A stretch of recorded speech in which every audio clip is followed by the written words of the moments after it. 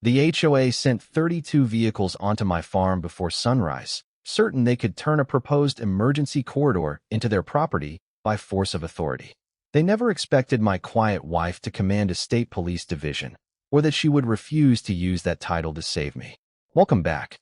If you enjoy stories about HOA overreach, property rights, and official-looking paperwork meeting real evidence, subscribe and turn on notifications. Now let me tell you what happened the morning Cedar Ridge decided my deed, my boundary, and my right to say no longer mattered.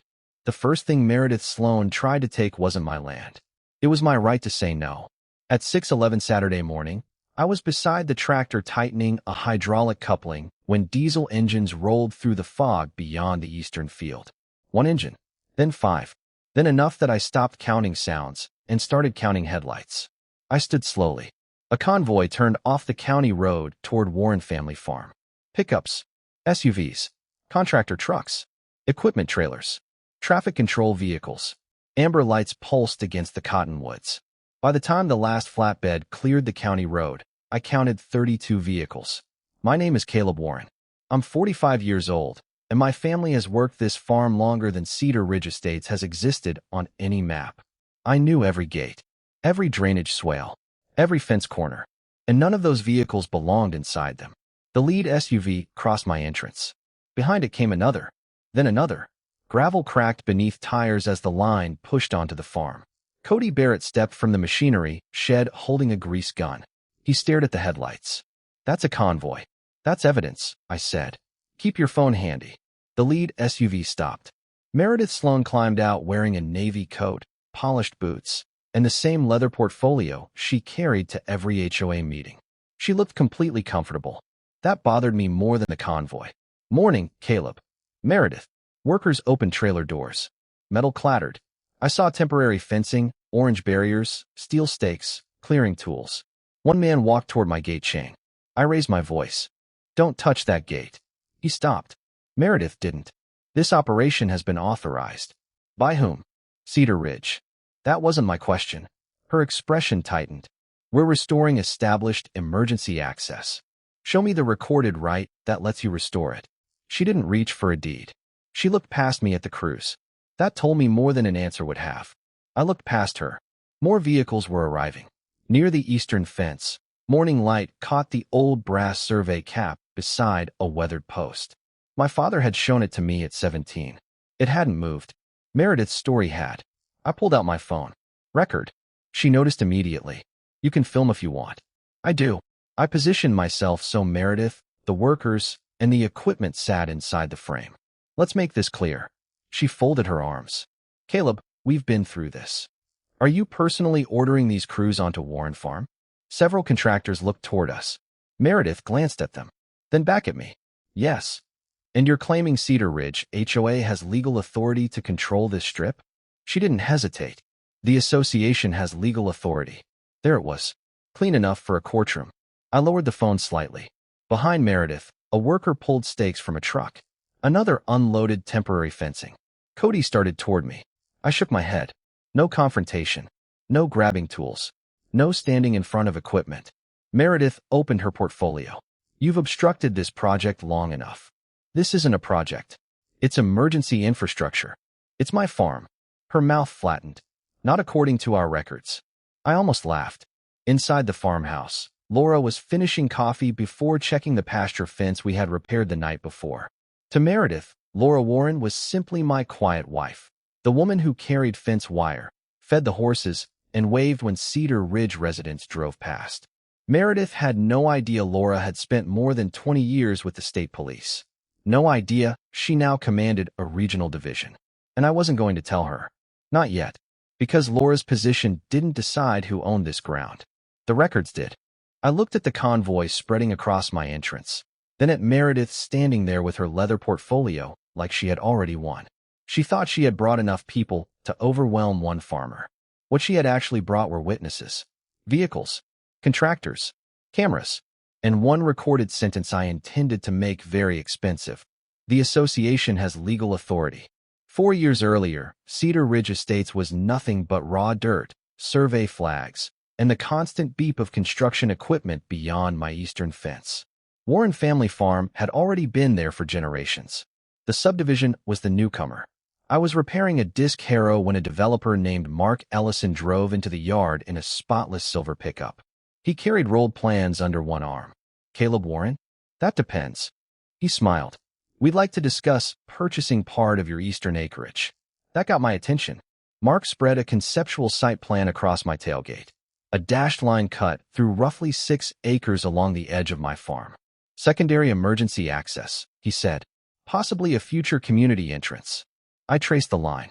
It crossed the drainage swale, sliced through my equipment lane, and separated ground I rotated between soybeans and corn. You want to pave this? Eventually.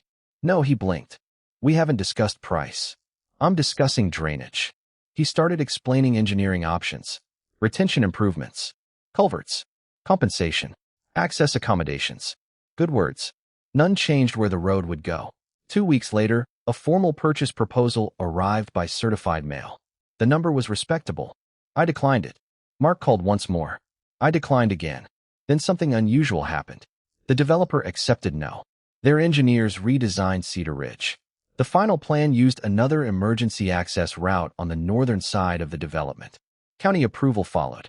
Construction continued. No sale closed with me. No deed transferred. No permanent easement crossed Warren Farm. I kept every document anyway. My father taught me that habit. He had farmed this ground until arthritis made climbing into a tractor harder than admitting he needed help. When I was 17, he took me to the eastern fence and kicked weeds away from a small brass survey cap set near an old corner post. See that? Yeah. Paper tells you what people agreed to. He tapped the marker with his boot. That tells you where they agreed to stop. I remembered the sentence. I remembered the marker. Years later, Cedar Ridge filled with houses. Fresh lawns replaced construction mud. Maple trees appeared along sidewalks. The main entrance opened onto County Road 12, and for a while nobody cared about my field. Then traffic grew. School mornings backed cars toward the highway. Evening commuters stacked up near the entrance. Residents complained online. Property values rose. The developer eventually handed control to the Homeowners Association, and Meredith Sloan became HOA president.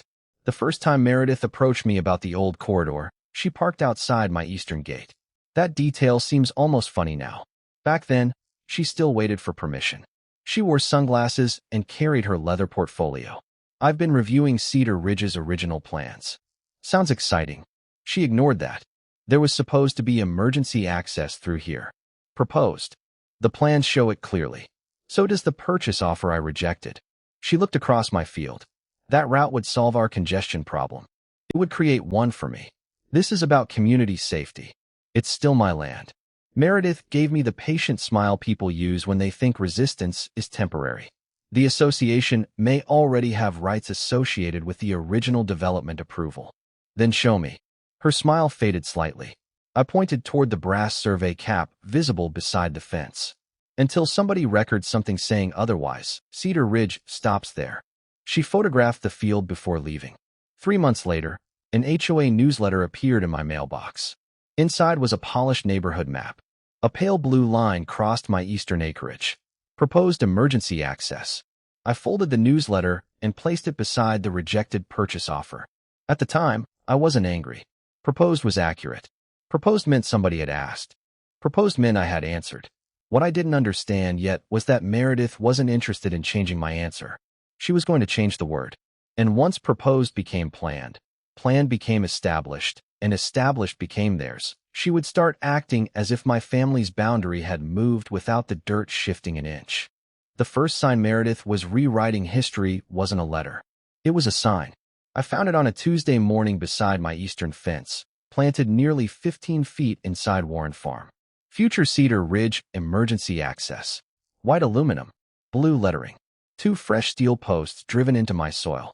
I stood there with dew soaking my boots and stared at it. Then I pulled both posts out, loaded the sign into my pickup, and drove it to the Cedar Ridge clubhouse. Meredith was walking across the parking lot when I lowered the tailgate. You lose something? Her eyes narrowed. That sign was authorized. Not on my property. It marks the emergency corridor. You mean the proposed corridor? She opened her leather portfolio. The association considers it planned access. That was the first change. Proposed had become planned. I left the sign leaning against the clubhouse wall. Next one stays here too. 2 weeks later, an HOA email described the same strip as an established emergency access route. Established. I printed it. By spring, Meredith was calling it community access during meetings. Every new phrase sounded more permanent than the last, but none came with a deed, easement, recording number, or legal description. Then contractors started appearing. I caught 2 men in reflective vests measuring near the drainage swale one afternoon. Their tripod stood inside my fence.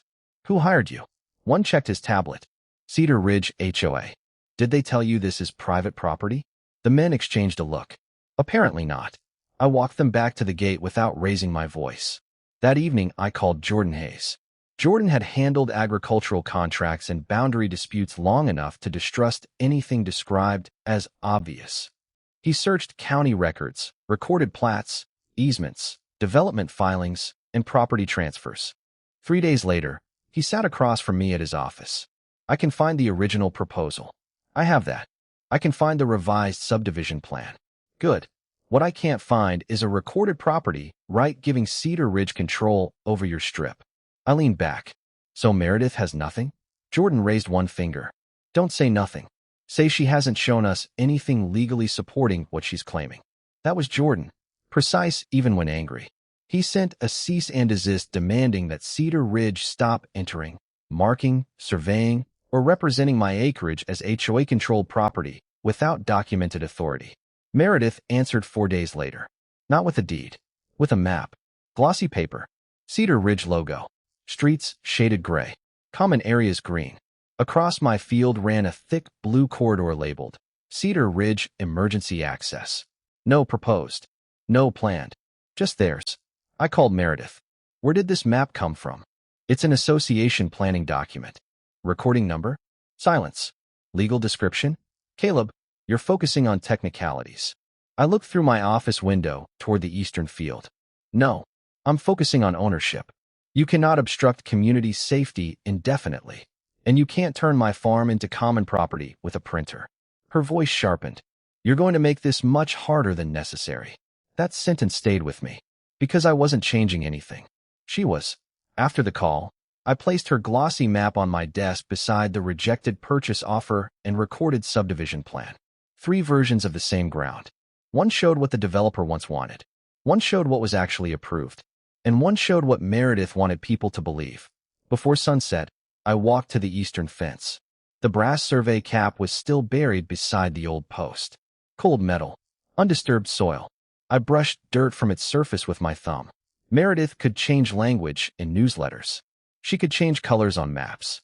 She could repeat community access until every homeowner in Cedar Ridge believed her. But that little brass marker hadn't moved. Neither had my boundary. That's when I realized what she was really doing. She wasn't trying to prove she owned the corridor. She was trying to repeat the claim long enough that everyone stopped asking for proof. Too bad for her. Dirt has a better memory than an HOA president. Don't use my name.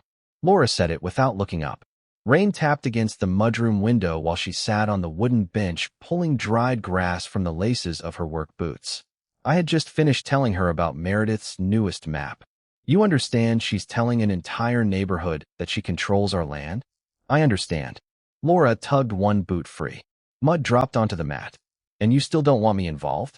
Now she looked at me. No, most people in Cedar Ridge knew Laura Warren as my wife. They saw her buying fencing supplies, carrying coffee into the equipment shed, or helping me repair pasture wire on Sunday afternoons. What they didn't know was that Laura had spent more than 20 years with the state police. Patrol, investigations, command assignments. Now, at 43, she commanded a regional division covering multiple counties. She could walk into a room full of troopers and change its temperature without raising her voice. At home, she argued with broken fence clips. That evening she wore jeans, a gray flannel shirt, and muddy socks. No uniform, no badge, just Laura. This is a property dispute, she said. Your property dispute. Our property. You know what I mean. I did. She leaned forward. My position stays out of this unless somebody creates a legitimate law enforcement issue. And if that happens, I'm still not using my office to decide your boundary. That would make things easier. Easy isn't the point. She paused. Clean as.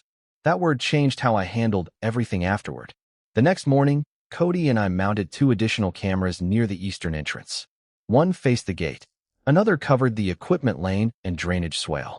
I photographed the fence posts, gravel shoulder, brass survey cap, and every existing mark along the boundary. Then I created a folder. Emails, maps, certified letters, photographs, contractor names, dates, times. Jordan's correspondence went into a separate section. Nothing dramatic, just records. 3 days later, Allison Pierce, Cedar Ridge's property manager, called. We need access for a site assessment. Send me the recorded document authorizing entry. This is preliminary. Then preliminary can wait outside my gate. She sighed. Meredith says you're refusing reasonable cooperation. I'm refusing unauthorized access. That afternoon, Meredith appeared on the public shoulder in a black SUV. She stepped out, raised her phone, and photographed my new cameras. I stood beside the barn and photographed her photographing them. She noticed. For several seconds, neither of us moved. Then she climbed back into her SUV. Laura came home after dark. I showed her the picture. She thinks the cameras are intimidation, I said. Laura studied it. No, what then? She's checking what you can prove. That landed harder. I glanced toward the eastern field through the kitchen window. Rain had turned the glass black. You think she's planning something? I think people who respect boundaries don't spend this much time testing them. She handed my phone back. You're waiting for her to fight the records. Exactly. Laura nodded. Then keep building them. So I did. Every vehicle, every call, every new HOA notice, every version of Meredith's corridor. And through all of it, I never mentioned Laura's rank. Not to Allison, not to contractors, not to Meredith. That silence became useful. Meredith mistook restraint for weakness. She saw a farmer installing cameras instead of making threats. A husband whose wife stayed in muddy boots instead of flashing credentials. A property owner asking for documents instead of favors. To someone like Meredith, that probably looked passive. But patience and surrender are different things. Laura understood that better than anyone. And before long, Meredith was going to create exactly the kind of situation Laura had warned me about. The difference was, by then, every camera would already be recorded. The first time I wondered whether being right would actually matter, rain was hammering the roof of my machinery shed hard enough to drown out the radio. Harvest was 12 days away. My soybean buyer wanted certainty. Meredith wanted my equipment lane. And the legal system wanted time. I stood beside the combine with my phone in one hand and a fresh Cedar Ridge notice in the other. Access, verification, and restoration pending. Jordan read it twice. They're escalating the language again. Can we stop them? We can seek emergency relief. But I need evidence showing an actual threat of unauthorized entry, not just aggressive paperwork. So we wait. We document. I hated that answer. Being patient sounds noble until your livelihood is sitting under 80 acres of cloudy October sky. The next morning, a county vehicle pulled onto the public shoulder. An inspector stepped out carrying a tablet. Meredith arrived 6 minutes later. She described my equipment lane as an existing emergency corridor obstructed by agricultural use. The inspector looked at me. I'm not deciding ownership here. Good. He performed a limited observation from the roadside, made notes, and left. Meredith stayed. By afternoon, Cedar Ridge residents received an email. Warren obstruction is being resolved. I stared at the message, not amused at all. Meredith had taken a limited roadside observation and turned it into a neighborhood announcement that made me sound like the problem was already being corrected. Then Curtis Hale called. Curtis bought most of my soybeans that season. I'm hearing there may be access trouble. You're hearing HOA gossip. My trucks can't run on gossip. They'll have access. I need certainty, Caleb. If your equipment lane gets blocked during the harvest window, I move the contract. That wiped the humor away. Payroll was due Friday. Fuel had already been delivered. Repairs were paid. The combine sat ready beneath the shed lights. Fueled. Serviced. Waiting.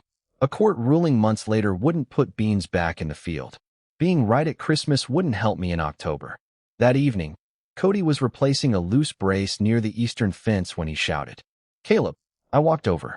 He was kneeling in wet grass, clearing mud with his fingers. A dull circle of brass appeared beneath the weeds. The old survey cap. Don't touch it, I said. I didn't. I called Russell Dean, a licensed land surveyor Jordan trusted.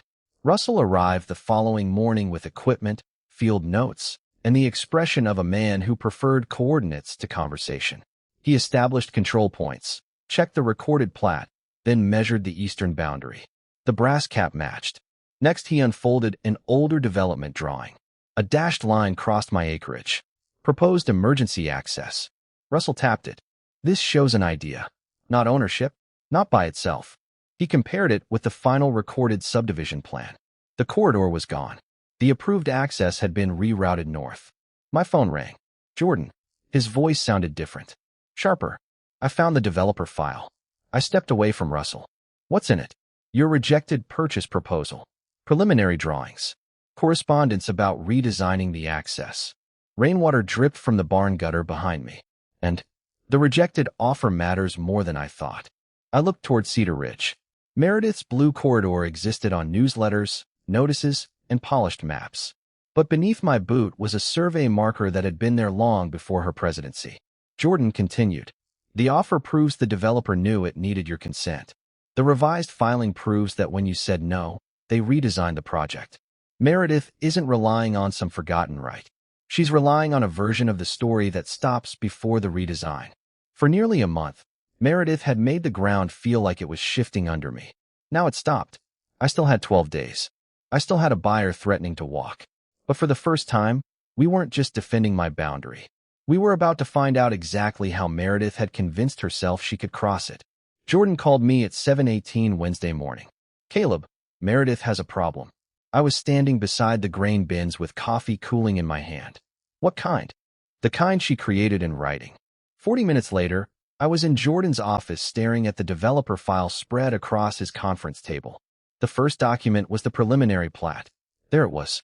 A dashed corridor crossing Warren Farm. Proposed secondary emergency access. Underneath sat the purchase offer I had rejected 4 years earlier. Jordan placed another document beside it. This is the important one. The revised development plan carried the county recording stamp. The dashed corridor through my acreage was gone. Emergency access had been rerouted north. Russell leaned over the table. This is what actually got filed. Jordan slid Meredith's glossy HOA map beside it. Her blue corridor looked impressive. Official, even. But there was no recording number. No legal description. No transfer instrument. Just color and confidence. Jordan had already sent preservation demands requesting communications related to the corridor. By Thursday afternoon, responses started arriving. Emails. Work orders. Vendor invoices. I read one message twice. Silver Creek controls the corridor. Wrong neighborhood name.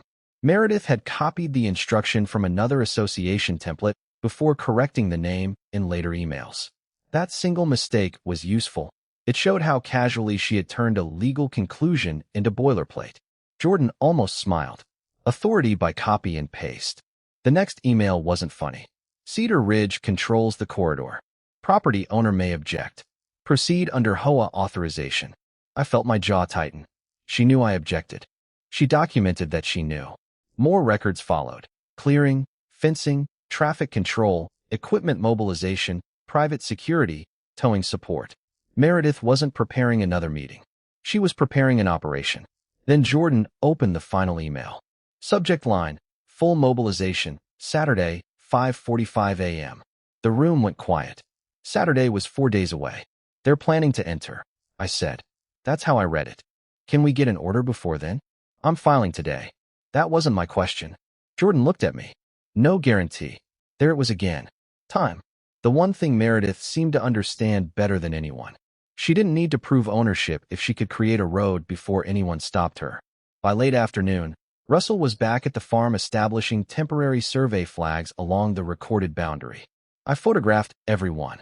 Cody walked the fence with me. What if 30 trucks really show up? Then we don't give them the confrontation they came prepared to blame on us. Meaning, no standing in front of equipment. No touching their tools. We state the objection, document everything, and call through normal channels.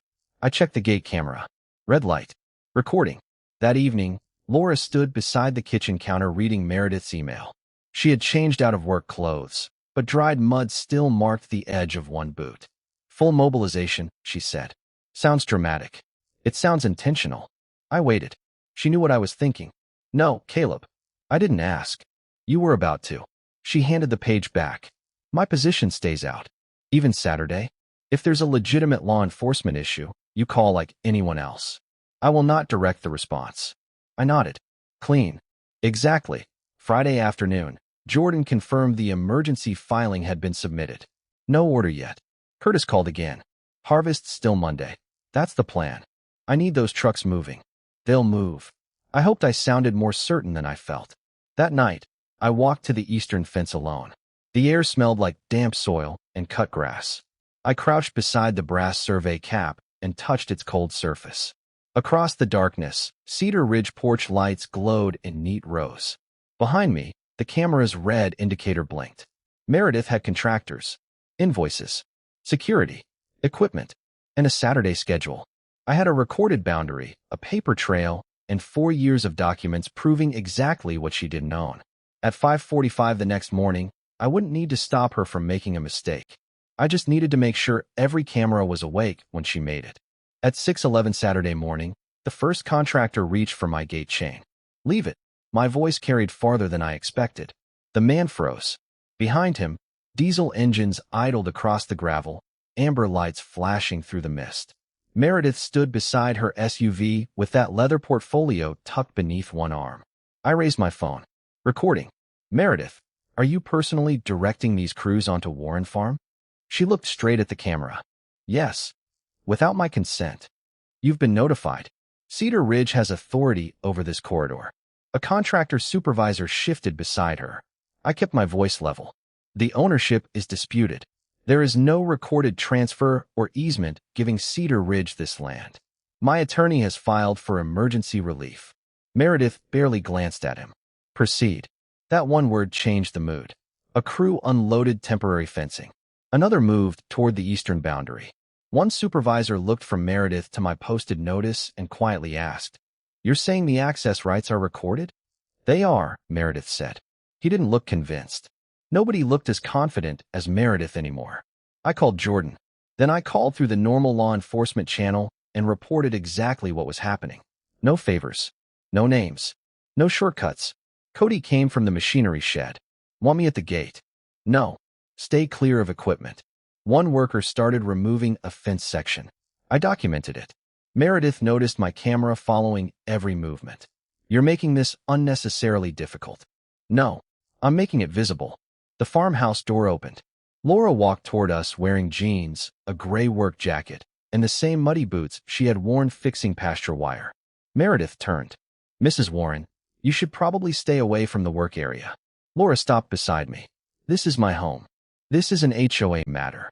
Laura said nothing. Sirens reached us 12 minutes later. 2 local units arrived first. Additional personnel followed once dispatch understood how many vehicles and contractors were involved.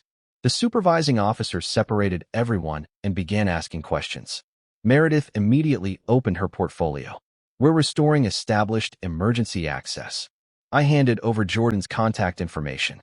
"There's an active property dispute. My attorney has the recorded documents." Then the supervising officer looked past me. His expression changed. "Commander Warren?" Silence spread faster than any shout could have. Meredith slowly turned toward Laura. Laura gave the officer a small nod. "Captain Lawson." Meredith stared between them. "Commander?" Laura's voice remained calm. "I command a state police regional division." For the first time that morning, Meredith had nothing ready to say. The woman she had dismissed as a farmer's wife stood in muddy boots with no uniform, no badge displayed, and no need to impress anyone. Then Laura did the one thing Meredith clearly didn't expect. She stepped back.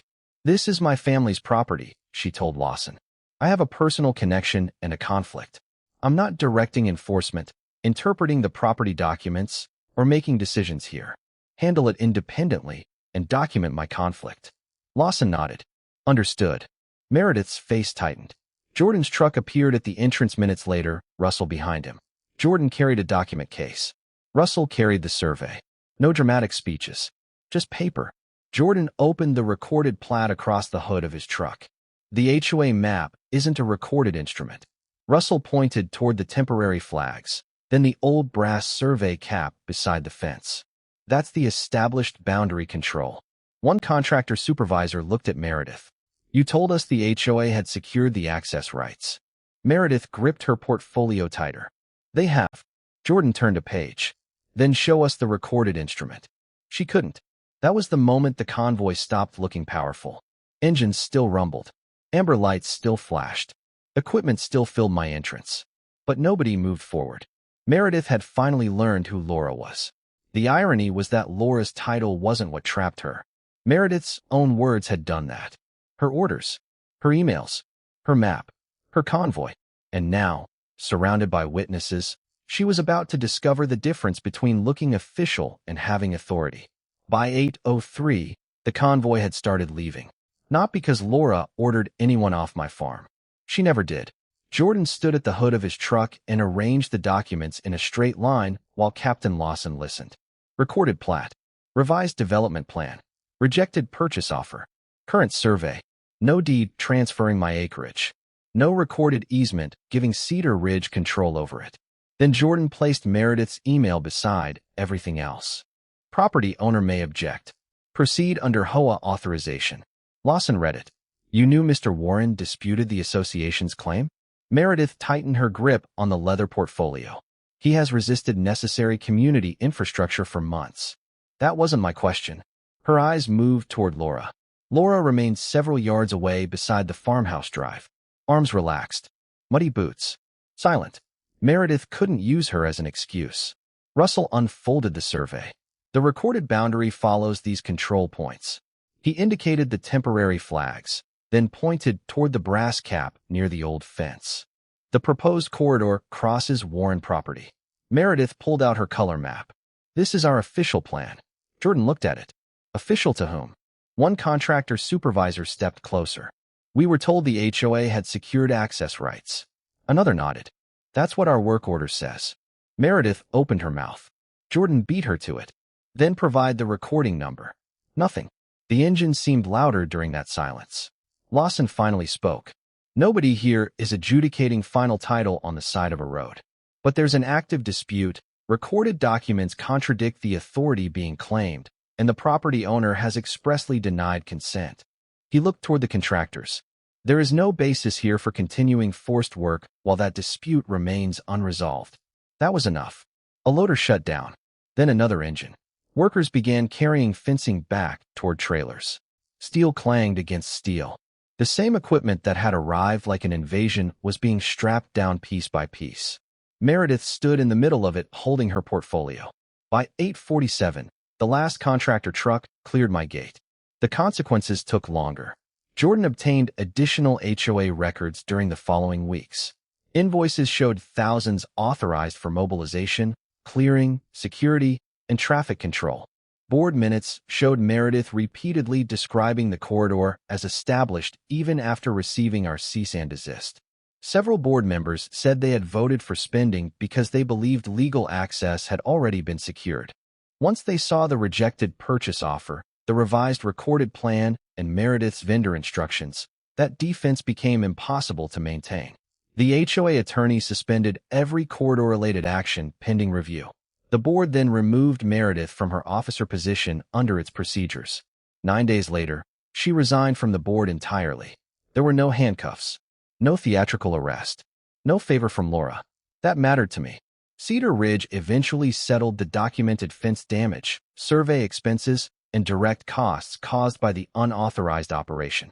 The association also acknowledged that the records it had relied upon did not establish an HOA-controlled corridor across Warren Farm. Curtis kept my soybean contract. We started harvest 2 days late. Not because of Meredith. Rain. For once, I was happy to blame the weather. The morning we finally rolled, Cody climbed into the combine while I checked the grain cart. Laura came across the yard carrying 2 coffees. You look disappointed, she said. I was expecting the commander. She's at work. I took the coffee. Good. Across the eastern field, sunlight caught the brass survey cap beside the repaired fence. Meredith had arrived with vehicles, workers, maps, and a title she thought made her untouchable. Laura had a bigger title. She chose not to use it. In the end, neither title decided what happened. The evidence did. And one leather portfolio could no longer pretend it owned the ground beneath it. 3 months later, a blue pickup stopped outside my eastern gate. Outside, that detail mattered. I was replacing a worn hinge when the driver shut off the engine and waited instead of rolling onto Warren Farm. A man stepped out and raised one hand. Caleb Warren? Depends who's asking.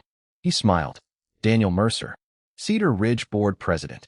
New Board President. Very new. He stayed on the other side of the gate. I'd like to discuss emergency access. If you're willing. I looked at the empty road behind him. No convoy. No contractors. No amber lights. No leather portfolio. You asking permission to come in? Yes. I opened the gate. Funny how easy that was. Daniel had brought plans from county emergency planners. Cedar Ridge still needed another route, but this time nobody had drawn it across my acreage. The preferred option connected to an existing service road north of the subdivision. It costs more, Daniel said. Legal usually gets expensive after somebody tries illegal first. He winced. Fair. The board approved the northern route 6 weeks later. They removed Meredith's fake corridor from community maps, repaired the damaged fence section, restored the drainage edge disturbed during the convoy operation, and sent every homeowner a corrected access plan. No dramatic apology. I didn't need one. The corrected map was better. One Saturday afternoon, I carried a wire brush to the eastern fence. The old brass survey cap was dull with dirt and surface grime. I cleaned it carefully, then painted a narrow yellow band on the nearby post so nobody could claim they hadn't seen the boundary. Laura walked up carrying fencing pliers, already changed out of uniform. You decorating now? She asked. Improving visibility. That sounds suspiciously official. I learned from professionals. She laughed. We worked without talking while wind moved through the harvested field. I thought about Meredith. Her biggest mistake wasn't merely believing Cedar Ridge owned my land. It was believing authority worked like a shortcut. She thought a title could replace a deed. A polished map could replace a recorded plat. A convoy could replace permission. And when she finally discovered who Laura was, she probably expected another title to crush hers. That never happened. Laura's restraint mattered more than her rank. She stepped away when stepping forward would have been easier. That left Meredith with nobody to blame except her own documents. Near sunset, a grain truck came down the equipment lane, crossed ground Meredith once labeled community access, and headed toward the county road beneath a copper-colored sky. Beyond the trees, I could see construction equipment working on Cedar Ridge's new northern connection, exactly where it belonged. Laura rested one boot against the repaired fence. I looked down at the brass cap. My father's voice came back as clearly as if he were standing beside me. Paper tells you what people agreed to. That marker tells you where they agreed to stop. Meredith had spent months trying to erase that distinction. In the end, she taught an entire neighborhood why it mattered. 32 vehicles had once entered my farm without asking. 3 months later, one pickup waited outside until I opened the gate. That was justice enough for me, because real authority doesn't need to trespass to prove it exists. Real ownership doesn't disappear because somebody changes the label on a map. And justice isn't loud. It's smart, patient, and when the truth is planted deep enough, inevitable.